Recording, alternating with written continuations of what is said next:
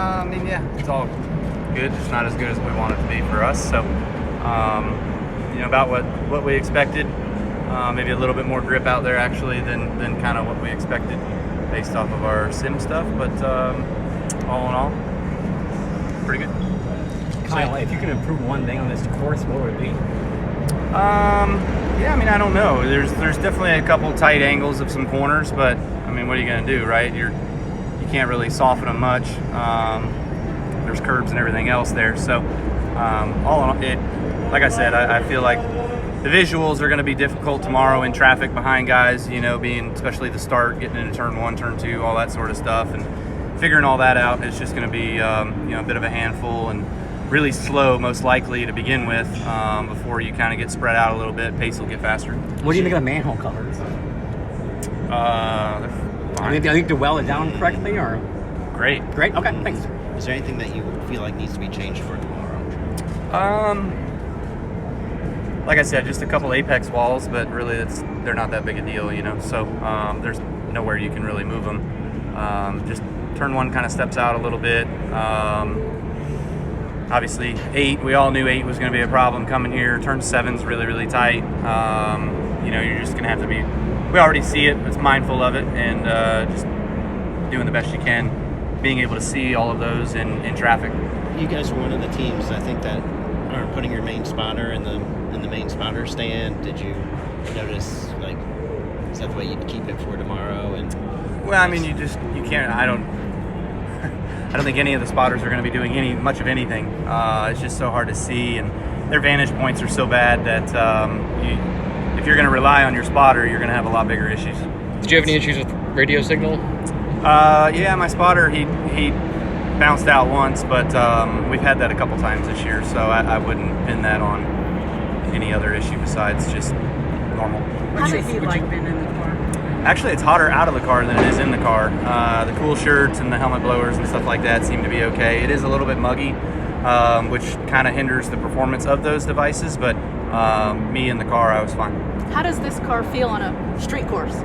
I mean, it feels okay. It feels like normal. It feels like what you'd expect. Honestly, it's better served for this type of environment than the old car. You saw a lot of guys wheel hopping and having issues with the Xfinity cars, which are truck arm cars, and that doesn't lend itself to very good braking opportunities, getting deep into corners and not wheel hopping. So this car here, you just kind of slide a tire here or there. Your front, if you're too much front bias, or a rear if you're too much rear bias, but it doesn't wheel hop and crash it. You just kind of slide a little bit, and then you got to get it back under control.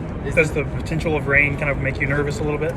Yeah, I would say so. I don't think any of us really want to venture out there and do too much in the rain, so I don't anyways. I don't know how you would see. I mean, there's a lot of areas on the track where anytime you get over about 60, 70 miles an hour, that's when the spray gets really bad. That's when the visions get really bad. So anytime you're under that, spray's not terrible, but it's just going to be super slippery. Have you guys talked as a group, collectively, Cup guys, about the end of these road and street races and what they've kind of turned into? Does that kind of play, if it rains, would that play in the hands of Jensen Button or, one of the other specialists? Yeah, absolutely. I think Shane's actually proven a really, really good job right now and doing a fantastic job of wheeling his car and being fast. So him and I, we ran a little bit together with the Lexus program at the Daytona 24 Hours. So I got a taste of being his teammate once upon a time, and he's a really, really super good driver.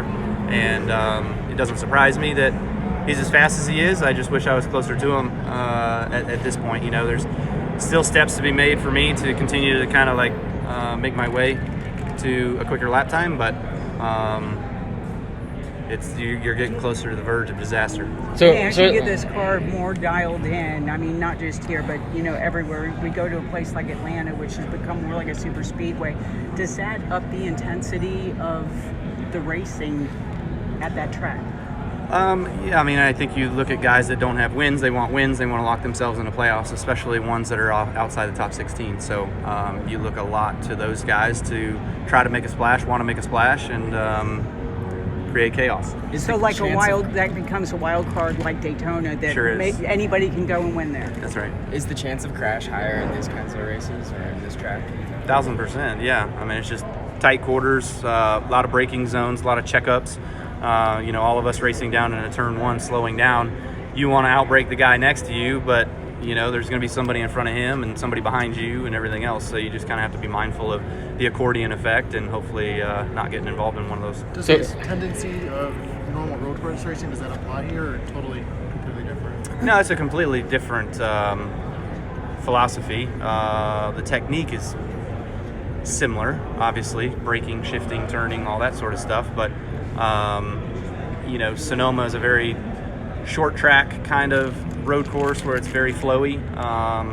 Watkins Glen's very high speed, really quick. This is actually kind of more like a Road America, in my opinion. Kind of tight like that, but you just have walls on every side, so there's nowhere to go. What are restarts going to be like since you're doing it at 12? And also, I guess there won't be any spotter help. Yeah, yeah, that's no idea. The reason why we asked for it to be in 12 is so you actually speed up, slow down right away, just to create a little bit of separation, rather than having the zone being out of 12 and down the front straightaway, everybody just on the gas, you know. So you're going to get a little separation, but you're not going to get a lot, you know what I mean? So that's going to be a big deal getting into turn one and what all happens there. So as a whole, are pit you stops under green a lot of times on the road courses? How tough is it to get pit road here with that corner? And It's fine. Is it okay? Yeah, no, it won't be that big a deal. I know NASCAR keeps you guys pretty scheduled, but have you had a chance to do anything fun while you're here in Chicago? Anything local? We just got in yesterday, and yeah, we went to Willis Tower and did the color museum thing, and then also went up and took pictures in the boxes, similar to what Samantha and I did when we got married here in Chicago. We went and did that, so it was 12 years ago now. So. All right, guys, thank What's you. the heat like? This is Austin Dillon, driver of the Bass Pro Shops Chevrolet. Make sure to hit that subscribe button. Also check out one of those 2 videos beside me. Visit frontstretch.com for more racing content.